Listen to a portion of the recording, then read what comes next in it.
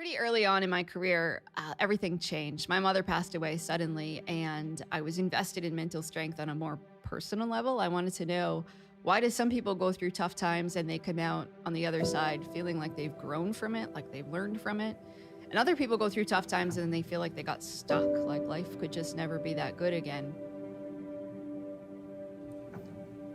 It was the 3-year anniversary of the day that my mom died, when my 26-year-old husband died of a heart attack. And when you're 26, you're not supposed to have a heart attack. And I was convinced I wasn't supposed to be a widow, but here I was. I woke up one day and I don't have my mom, I don't have my husband, and I'm supposed to be a therapist who helps other people. And I was certainly not in any shape to help other people with their problems in that moment.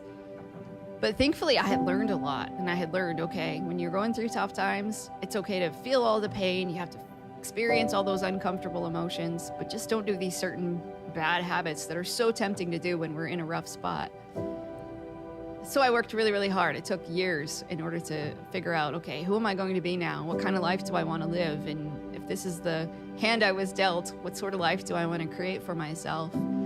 And I had a new job, I got a different house, and I found love again. I got remarried, and life was looking pretty good at first, but then my father-in-law got diagnosed with terminal cancer. And unlike when I'd lost my mom and my husband, this time I knew what was coming. I knew that we had a matter of months probably before my father-in-law passed away. And I was thinking, I can't do this again. I can't grieve. I've just grieved for so long. I don't want to do this. But obviously it wasn't like I had a choice. And so I sat down and I wrote a letter to myself about what mentally strong people don't do.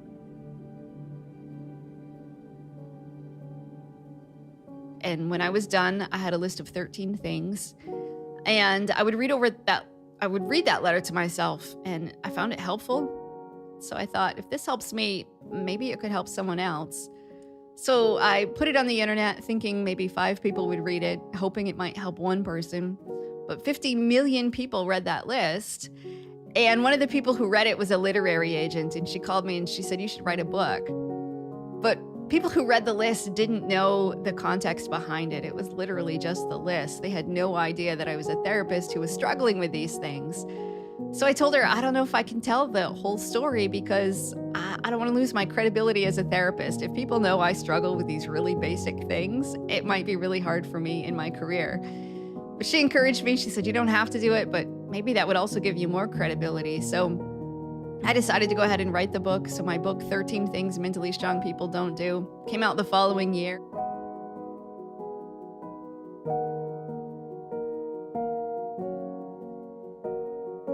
There's a huge difference between being sad and feeling sorry for yourself. Sadness is healthy. It's when you honor something that you've lost.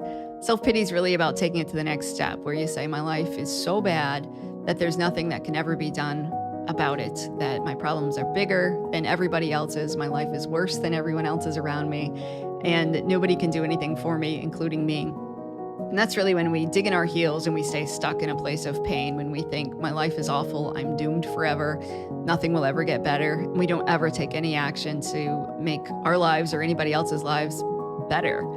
So that's why I warn people against wasting time feeling sorry for themselves, because it is a waste of time. You could easily spend a decade just thinking, this isn't fair, I shouldn't have to deal with this, rather than taking that same amount of time to work on yourself and figure out, how do I heal these emotional wounds?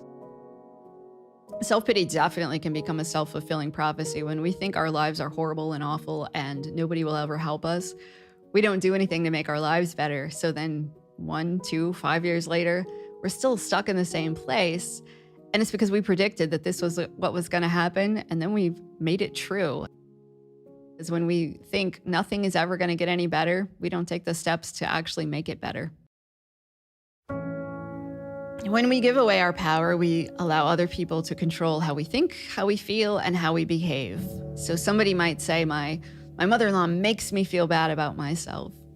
Your mother-in-law doesn't force you to feel bad. It's about how you respond to maybe the comments she makes or the actions that she takes. But you're in control of how you feel. Or somebody might say, my boss causes me to get really angry. He ruins my day all the time. Well, nobody has the power to ruin your day. That's up to you. And nobody can force you to feel angry. It's up to you how you respond to them. So taking back your power is really about reminding yourself you're in control of how you think, feel, and behave. It's up to you how you spend your time, who you spend it with. And even certain things that may not feel like it's a choice, like you might think, I have to go to work. You don't have to. If you chose not to go to work, you probably wouldn't get paid, you might get fired, and you'd create a lot of problems for yourself, but it's still a choice. And taking back your power is just about reminding yourself, okay, these are all my choices, and maybe I'm doing these things to avoid consequences, but it's still because I'm choosing to do it. And when we do that, it just empowers us to know that we're in control of creating whatever kind of life we want. Living our best lives is really up to us.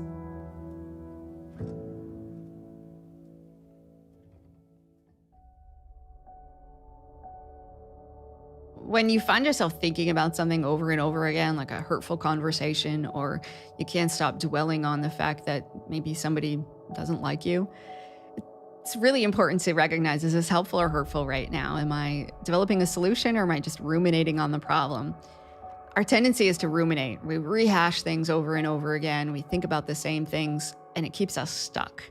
And that's not helpful at all. So I always encourage people to change the channel in your brain. If you find yourself replaying something over and over again, and you're not actually making any progress, then that's the time that it's actually helpful to distract yourself. You might get up and go do something else in the other room. You might call somebody, but don't talk about that thing that's replaying in your head. Talk about something completely different. You want to break that cycle, because the way that we think keeps us stuck in the same emotional state. So if you're thinking about something really hurtful, you're going to feel bad. The more you keep thinking about it, the worse you're going to feel. So you have to change your behavior. So that might be, I'm going to go outside and take a walk for a few minutes. I'm going to listen to music. I'm going to call somebody to talk about something different. And when you do that, it breaks that cycle in your brain so that you don't just keep replaying the same things over and over again. Dwelling on the past definitely drains us of mental strength, because you can't enjoy the moment when you're just rehashing everything that happened in the past. And when you're replaying the past in your head over and over, you aren't going to make your future as good as it could be. It's really a tough thing to cycle to break out of, and a lot of people don't even realize that they're doing it. So somebody might think, well, I had a rough childhood, so therefore I can't have a good life as an adult. Again, that becomes one of those self-fulfilling prophecies. Or somebody else might say, well, I want to stay in the past because that's where my loved ones lived. If they've lost somebody and they're going through grief, it's hard to enjoy the present. It's hard to imagine a future without your loved one. So you might want to just keep replaying those old memories in your brain over and over again. That keeps you stuck in a painful place, and it's hard to break out of that. You have to figure out, how do you make peace with your past so that you can enjoy the moment, and that you can recognize it's okay for me to go ahead and make a really awesome future for myself. Even if it looks different than what I had imagined, I still have the power to do that.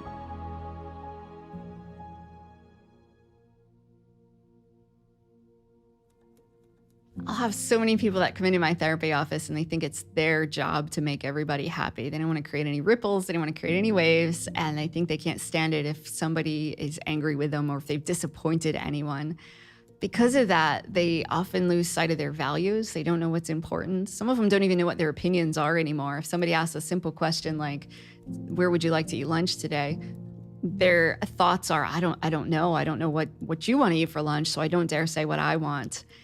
And because of that, they lose sight of who they are as a person, and it's impossible to make everybody happy all the time. And we usually don't know what other people want, so we're just guessing anyway. We're thinking, okay, if I do this thing for this person, maybe that will make them happy. And then it leaves us feeling disappointed because that person might not be all that joyful. They might not even notice what we just did. So it's really important for us to know, what are my values? What are my goals in life? And not everybody has to be on the same page. If somebody else isn't in line with what your priorities are, that's okay. But as long as you really know what's important to you, it won't matter quite as much about what other people think.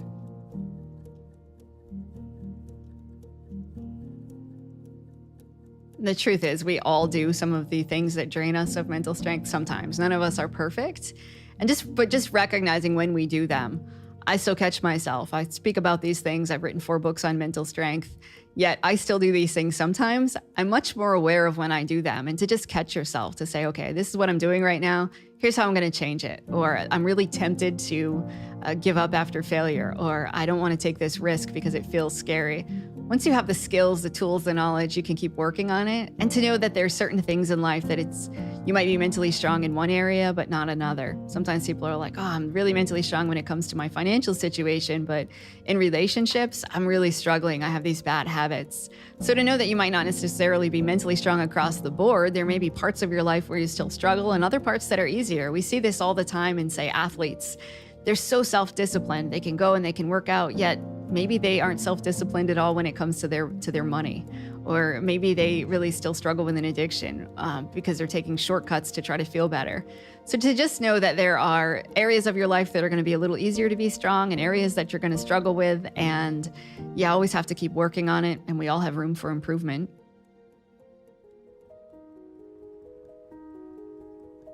In today's world with social media, it's so easy to look around and think that other people are happier, healthier, wealthier, that they have better lives than you do. We found, though, that envying people on social media is directly linked to depression and other mental health problems, that it takes a huge toll on our psychological well-being. And the key to not being envious and to not get resentful of other people's success is to know what your definition of success is. When you're really clear on what would make a successful, good life for you, it won't matter to you as much what other people are doing. If they're working toward their own definition of success and you're working towards your definition of success, then you'll realize that they aren't taking anything away from you, that it's okay for them to go ahead and reach their goals. That doesn't mean you can't reach yours, because your goals are different. We tend to treat life like it's a race to see who can be the happiest, like there's a prize at the end, that if you are the happiest person, the most successful person, the richest person, that then somehow you're going to get a trophy or an award of some sort. And when we scroll through social media, we just look at other people's highlight reel and think, oh, that person must be happier. That person is more attractive. Look at how many likes that person got compared to me. And it becomes a really simple, quick way to draw those comparisons. And then the more we compare ourselves, the more we tend to think that we don't measure up. And it emphasizes every little insecurity we have, whether somebody thinks they're not attractive enough. I guarantee they'll find tons of people on social media who look more attractive. Or somebody who thinks I don't have enough money, they'll look around on social media and really emphasize everybody who drives a nicer car, has a nicer home, is going on more experiences. And it's so easy for us to forget that the people who are posting those things probably experience a lot of the same heartaches, struggles, issues that we do. They're just not talking about them.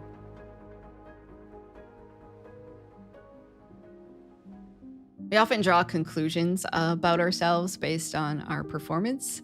So sometimes when things don't go as well as we expect, we fail, we think, well, that wasn't meant to be. I wasn't meant to ever be a business owner. I was never meant to be a good athlete. And then we draw those sweeping conclusions to avoid putting ourselves out there again. If you decide, okay, I was never meant to be a business owner, then you don't have to try again. So then you might go do something else, work for somebody else, because it feels safer. It's a great way to try to protect ourselves from being hurt, from embarrassing ourselves, from feeling like we just can't succeed, is by not trying. So it's tempting whenever we do fail to say, okay, then I shouldn't do that. I have no business trying again, and to try something else in hopes that we might succeed on something completely different, because that would then boost our self-esteem and prove to us that somehow we're worthy enough. But so often when we give up after the first failure, it doesn't give us that chance to learn, because you can learn so much from failure and you can try again with all of that knowledge. But it's tough to do if you have a really fragile ego, or if your self-esteem feels like it will crumble, that you can't possibly handle failing one more time, then you aren't going to try. The number of times you might fail depends. So you might decide to give up and to quit because something's not in line with your goals. For example, maybe you say, I'm going to start my own business. It doesn't work out. You might decide, well, that's not in line with my values, actually, because the amount of hours it's going to take me to launch a successful business, it's going to take so much time away from my friends, my family, my health, that I actually don't want to do it anymore. So in those cases, you might only try once or twice and decide this isn't what I wanted anyway. In other times in life, though, if you have a goal, a dream, something that you really want to accomplish and it's worth it, you might fail 100 times and then decide, okay, I just keep learning, I'm getting better, I'm growing, I'm getting a little closer each time. So it's really up to you to decide how many times should you fail, but knowing too that sometimes it's okay to walk away, but knowing that you're walking away because it's not in line with your values or because you don't want to do it, not just because you're afraid of the embarrassment that you might feel if you fail again.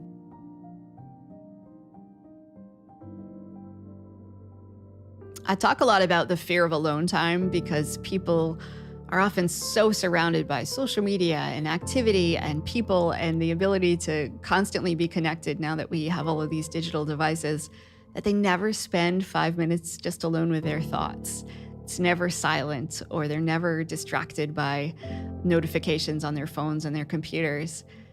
And we need to be comfortable with ourselves, with our minds, with the thoughts that we have. Even though our thoughts sometimes might be disturbing, they may cause us to feel sad. But unless you take time every day to kind of check in with yourself, how are you feeling? What are you thinking about? What's going on?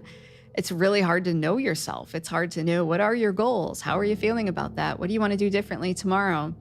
We would never expect to build a relationship with someone else if we never spent any time with them. But for some reason, when it comes to ourselves, sometimes we think if we're so busy, we're constantly surrounded by activity and people and social media, that somehow that'll be okay. But you have to take a step back and know you got to spend a little time with yourself and get comfortable in your own skin too. When we go through something that we have zero control over, like a major loss, it's about reminding ourselves, okay, I can't control that, but I can control how I respond to it. And taking back your power might be about saying, here's what I'm going to do with my life now. I'm going to make some changes. I'm going to go do something different. Maybe it empowers you to take better care of your health, or maybe it empowers you to spend more time with your loved ones, or to create some changes in terms of how you spend your money or how much time you spend working. And knowing that it's up to you to really take that loss and figure out, is there anything you want to do differently in your life? Or do you want to keep it exactly the same? It's up to you, but the choice is yours. And recognizing that can help you feel more empowered, despite the fact that there are certain things in life you have zero control over. So a lot of people think that you have to be in a horrible place. You have to go through awful pain in order to be mentally strong, or that you have to hit rock bottom before you change your life. Sort of the old way of thinking. We know that's definitely not true now. I know plenty of mentally strong people who maybe haven't gone through anything extremely traumatic. And I know plenty of people who have decided to change their lives, not because they hit rock bottom, but because they thought, I want something to be better. So you definitely don't have to wait until life gets awful in order to make a huge change. You might wake up tomorrow and say, I want to start taking care of myself better. I want to give up this bad habit. And you can start making those changes right now. In fact, I wouldn't recommend anybody wait until things get awful, because that's the worst time. When you feel like you're at the bottom of the barrel, that's the hardest time to say, okay, I'm going to change my life. Just like if you were going to pick up a really heavy box, lifting weights 2 minutes before you pick it up doesn't make you physically strong enough, and it doesn't make the ability to pick up that box easier. Mental strength's the same. You don't want to wait until you feel like you absolutely need it and you're at a crisis before you say, okay, now I need to change my life. Because when you feel at your worst, that's the hardest time to change your behavior. Mentally strong people have bad days all the time, and to know that it's not about being happy all the time, or you're not always going to feel strong either. We're going to go through parts of life that we struggle. It might be a single situation. We might have months, we might have years that are rough, and it's not a sign of weakness if you're struggling, if you're having bad days, if your mood is off, if you're struggling to sleep, or your appetite changes, or maybe you have a relationship problem. Those are all things that are just part of life. It doesn't mean that you're not strong enough. I think mental strength definitely applies to everybody. Just like all of us have the power to build physical strength, we can all have the power to build mental strength, no matter who you are. It's all about the choices that you make every day. We can all choose to do things that help us build mental strength if we want to. There are exercises, strategies, things we can do to step outside our comfort zones and feel better. And to know that sometimes you have to feel a little worse before you feel better. When you start doing hard things, initially you might think, gosh, this isn't for me, or I can't handle this. But the more you do it, the more confidence you build, and the better you feel over time. And the more that you become, the stronger that you become, the easier it is to then take one more step towards stepping outside your comfort zone. There's so many risks that we take in life that we don't think about, like whether to put on your seatbelt in the car, or how fast you're going to drive when you're in the car, because we get used to it. Usually our daily habits, we do the same things over and over again. But there's other risks in life that we think are just too big. So somebody might say, I can't go give a speech in front of 1,000 people because that's too risky. It's not actually risky to give a speech. What's risky would be to ride in the car on the way to the speech. You might get in a car accident, you might get hurt, you might die. Giving the speech, you probably aren't going to fall off the stage and kill yourself, but yet it feels scary. So when something feels like it's scary, we think it's really risky. And we do this with social risks all the time. Like sometimes people will say, I can't call this person and invite them out for coffee because they might say no. Well, if they do say no, that's okay. You can handle that. Yet we treat that as if it's life or death. And most of us were never taught to really evaluate risk. So we just tend to think that it's based on how much fear we feel. Something feels scary, it has to be risky, so I shouldn't do it. And that's not a really good way to live your life. And to realize that our emotions cloud our judgment all the time. So when something feels scary, we underestimate ourselves, we overestimate the chances we're going to fail. But on the other side, when we're really excited about something, we might overestimate the chances that we're going to succeed. So sometimes people jump into a get-rich-quick scheme because they think, what could go wrong? So then it doesn't feel scary, even though it might be risky, just because of their excitement. So it's really important for us to evaluate, how am I feeling? To put a label to that emotion and to then think, how might this emotion be affecting how I'm thinking about this risk? And to know that we all take risks every single day, physical risks, social risks, but we usually don't spend much time thinking about it. So sometimes it's important to take a step back and write a pro and con list. What are the pros and cons of moving to this new city? But then also maybe what are the pros and cons of not moving? And when we take a look at that, because not making a change is also a choice, whether we're talking about not accepting a new job or not making that big move that we have been thinking about, but staying stuck also has consequences to it too. And there's something about writing it down on paper. You look at the pros and cons of taking the risk and the pros and cons of not taking the risk. It can help raise our logic a little bit. And we make our best choices in life when our logic and our emotion are in balance. So when it comes to facing our fears and dealing with discomfort, you have to take a really small step, one small step at a time, to say, okay, how do I manage my uncomfortable emotions? And the more that you do that, the more that you realize, okay, it's more tolerable than I might think it is, that being embarrassed, that failing, that stepping outside my comfort zone isn't awful, but it only works well if we do it one small step at a time. Sometimes people try to take a giant leap. They think, okay, I can't possibly step on a stage in front of 1,000 people, but that's what I signed up to do, so I'm going to go do it anyway, when they're terrified of public speaking. And then it sort of re-traumatizes them because maybe it wasn't a good experience. You start with one small step of, I'm going to stare in the mirror and give this speech to myself. And then I add one more person and then two more people until you get a little more comfortable. And for most of the things we do in life, that's really the goal, is to say, what's one thing I could do today to get a little bit closer to my goal? And when you do that, it seems much more tolerable. Your brain starts to see, okay, I'm more capable, I'm more competent than I thought that I was. I have these skills, the tools, the knowledge that I need. And then tomorrow I can take one more step and it doesn't seem so scary anymore. The more fear that we experience, the more our thoughts often dwell on the negative. And the more we think about the negative, the worse we feel. And it can be this loop. And then we get into this habit of avoiding anything that feels scary. And the longer we avoid it, or the more we avoid things, the more fearful we become. So you have to break that cycle. It's a difficult cycle to break, but we all get into it. Whether somebody says, I'm afraid of taking a social risk, so I haven't left the house in a long time, and the more I stay home, the more it just confirms to me that I'm not a social person and I can't make friends. So just recognizing the longer you do something, the harder it is, but it doesn't necessarily mean it's more risky. It's just that our emotions are often irrational.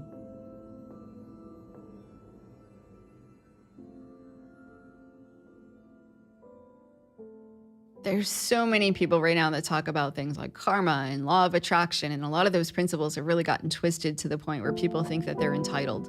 So somebody might say, well, I'm a good person. I did 4 good deeds yesterday, so now I deserve to have 5 good deeds done back to me today. And they're keeping score. Or somebody else will say, well, I'm a really hard worker, so I deserve success. I put in a lot of effort, so I deserve to be rich, or I deserve to be happy. Again, that's not how the world works. That there's nobody out there saying, well, if you put in this many hours, or if you work this hard on this one project, that it'll come back to you tenfold. Or just because you're nice and you help somebody out of the goodness of your heart doesn't mean 5 people are going to be nice to you tomorrow. And when you keep score about those things, it's going to make your life a lot worse, because you're always going to feel like you deserve more. So it's important to really start to focus on, what do I have to give?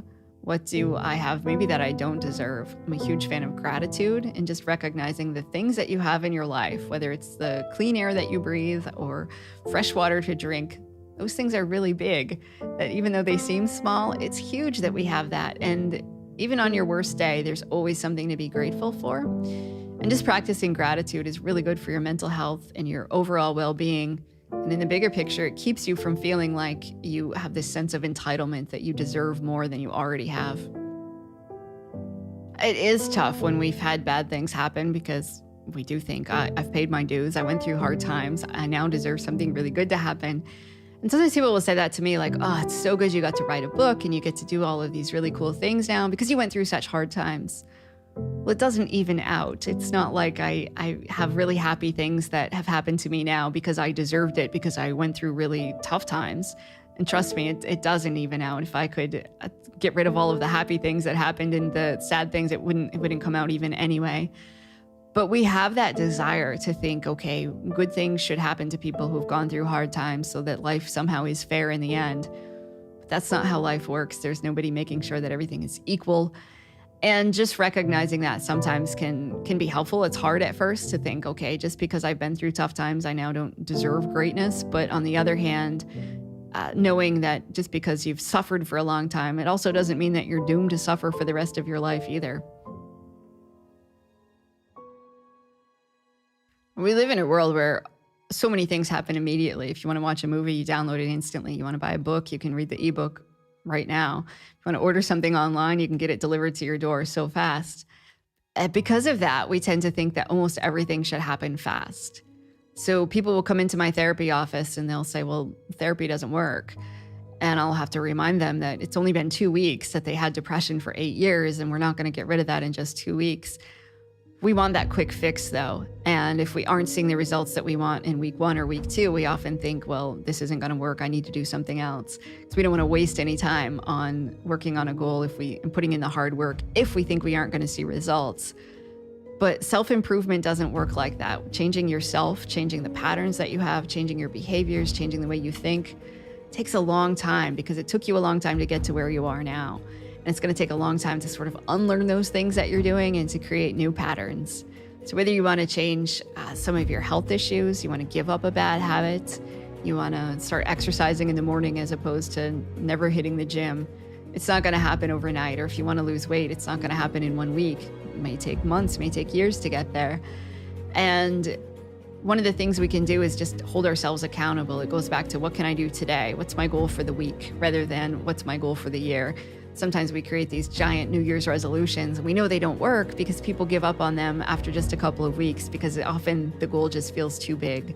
So I always encourage people to figure out what's a short-term objective and what's one step you can take today to get a little closer to that, and how are we going to track your progress? So for example, they found when people wanted to go to the gym more often, just having a calendar and putting an X on the calendar on the days that they actually worked out made a huge difference. They didn't do anything different other than just looking at their calendar occasionally.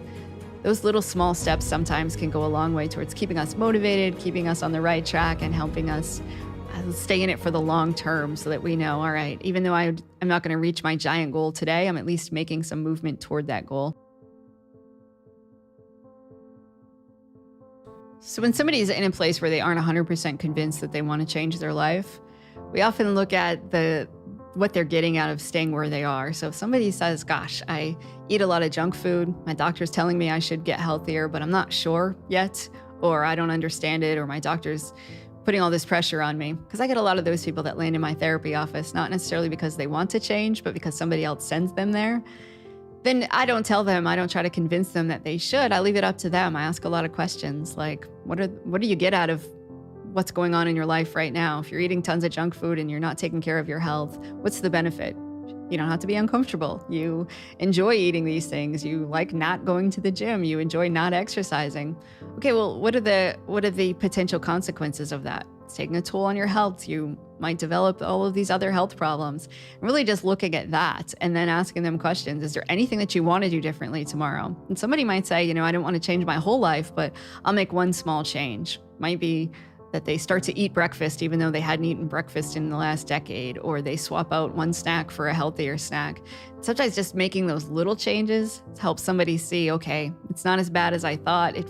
I can handle this. And then they build the confidence to say, I can try one more thing. And when we change our lives in little increments, often those are the changes that stick. Sometimes I see people who want to change everything about their life starting tomorrow, and it's really hard to maintain those changes. So sometimes we just take one really small step at a time, and then it feels like it's doable. So sometimes I see people who change because they're trying to avoid consequences. Maybe their spouse says, I'm going to leave you if you don't stop drinking. So they stop drinking, but not because they really want to, but because the other person's pressuring them to.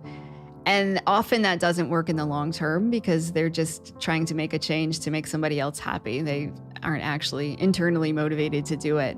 But there's other times where we start out being motivated by other factors. And after a while, we think, oh, this isn't so bad. I actually like this. So somebody who says, well, I just show up because I get a paycheck. Maybe after a while, that paycheck, that motivates them to keep going to work. But they might decide, I actually like my job more than I think. So there are times where extrinsic pressure can then lead to intrinsic motivation. So when we start to get rewards, external rewards, sometimes that does help us to start to say, okay, I can do this. Initially, I didn't want to, but I'm seeing the benefits of changing my behavior, and then people can stick to it.